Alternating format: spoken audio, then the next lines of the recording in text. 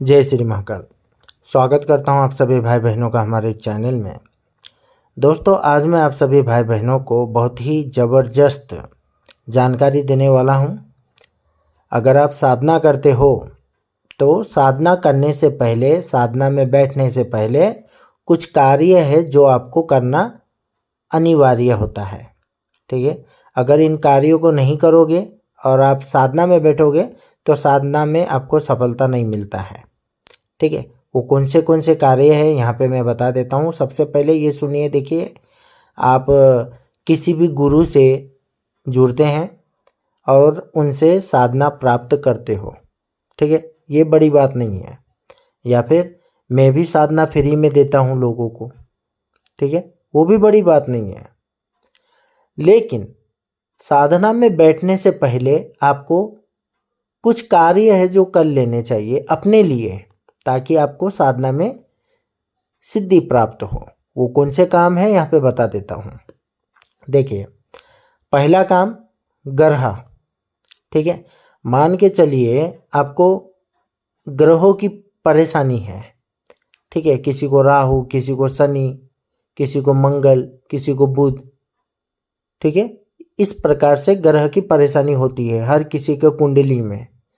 ठीक है, अब मान के चलिए आपको ग्रह दोष है भाई, है ना, और आप साधना में बैठते हो तो आपका जो ग्रह है, ठीक है, वो आपको फल नहीं देता है, जिस वजह से आप जितना भी साधना करते हो साधना निष्फल हो जाती है, खंडित हो जाती है, साधना का फल नहीं प्राप्त होता।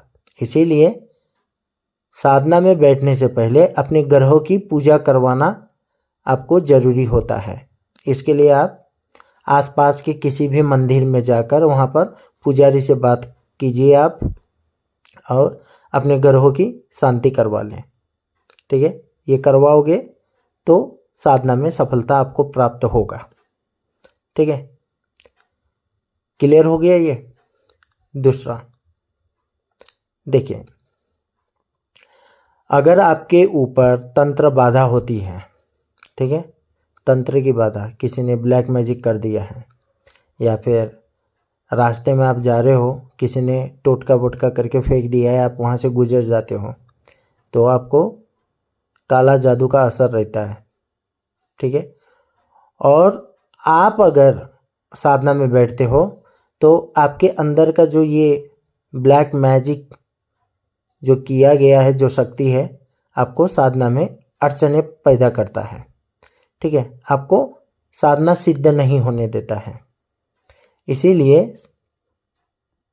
तंत्र बाधा अगर है तो उसको सबसे पहले उसकी काट आपको करनी चाहिए, तब जाकर आप साधना में बैठोगे तो आपको सफलता मिलेगा। समझे। और दूसरा, किसी भी प्रकार का दोष, भूत प्रेत, मान के चलिए आप जिस स्थान में साधना कर रहे होते हो, अगर वो स्थान श्रापित है, समझे, उस स्थान में अगर दोष हो, या फिर आपके शरीर के अंदर भी भूत प्रेत ने घर बनाया हो सकता है, आपको कब्जाया हो सकता है। ठीक है, उस स्थान को, उस घर को, या फिर वो घर अशुद्ध है, वो जमीन अशुद्ध है, समझे, तो सबसे पहले अगर जमीन अशुद्ध है तो उसकी शुद्धि करवा लें। ठीक है, अगर घर में भूत प्रेत का बाधा है तो आपको बंधन करवाना चाहिए। समझे, अगर आपके अंदर भूत प्रेत हो तो निकलवा लेना चाहिए आपको साधना में बैठने से पहले, क्योंकि इस प्रकार की परेशानी अगर आपके अंदर है, आपके घर में है, आपके स्थान में है, चाहे ग्रह दोष हो गया आपके ऊपर, चाहे भूत प्रेत हो गया, घर स्थान श्रापित हो गया, तो ऐसी जगह में बैठ के अगर आप साधना करोगे तो आपको सिद्धि नहीं मिलती है। समझे, इस बात को हमेशा याद रखना। ठीक है, ये बात है तो इसको फॉलो करो। ठीक है, बाकी फ्री की साधना हमने दे दी है, आप इसको कर सकते हो, तथा आप किसी भी गुरु से जुड़े हो, इससे फर्क नहीं पड़ता। और ऊर्जा, आपके अंदर ऊर्जा होनी चाहिए, ठीक है। अगर आपके अंदर ऊर्जा नहीं है तो आप कुछ भी कर लो, साधना करो या फिर कुछ भी कर लो, आपको सिद्धि नहीं मिलता। देखिए, कम वाट का करंट बल्ब को नहीं जलाया करता, उसी प्रकार कम ऊर्जा है, अगर आप साधना करते हो तो आपको भी सिद्धि प्राप्त नहीं होती है, समझे। इसके लिए ब्रह्मचर्य का पालन करना अति आवश्यक है, समझे। ऐसा नहीं है लड़कियों के मोह माया में डूबे हो, औरतों के मोह माया में डूबे हो, हमेशा संभोग में पड़े हुए हो, मदिरा पान कर रहे हो, शराब पी रहे हो, गुटखा खा रहे हो, खैनी खा रहे हो, तो तुम्हारे अंदर ऊर्जा होगी कहाँ से? कहाँ से होगी? तो इन सब को कंट्रोल करना चाहिए, समझे। आप अगर क्लियर हो तो दुनिया की कोई शक्ति तुम्हें सिद्धि प्रदान करने से नहीं रोक सकती, सिद्धि प्राप्त करने से नहीं रोक सकती, सिद्ध होने से नहीं रोक सकती, समझे। इसीलिए ये वीडियो मैंने आज पर्सनली बना दिया है।